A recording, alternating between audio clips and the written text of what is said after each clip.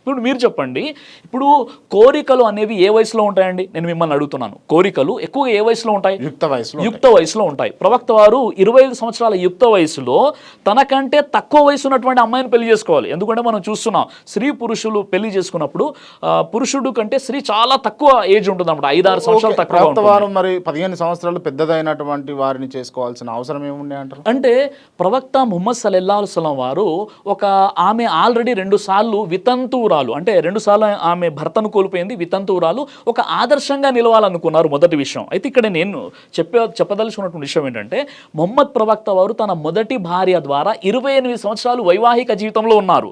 ఎప్పుడైతే ఖతీజా వారు చనిపోయారో, చనిపోయిన తర్వాత చేసుకున్నటువంటి మిగతా ఏవైతే మ్యారేజెస్ ఉన్నాయో, మిగతా వివాహాలు ఏవైతే ఉన్నాయో, అవన్నీ కూడా ఒక మహోన్నతమైనటువంటి లక్ష్యం కోసం చేసుకున్నారు. దేవుడి ప్లానింగ్ ప్రకారంగా చేసుకున్నాడు. దేవుడు చెప్పాడు కాబట్టి చేసుకున్నారు, తన సొంత కోరికల కోసం చేసుకోలేదు. ఈ విషయం మీకు ఖచ్చితంగా తెలియాలి అంటే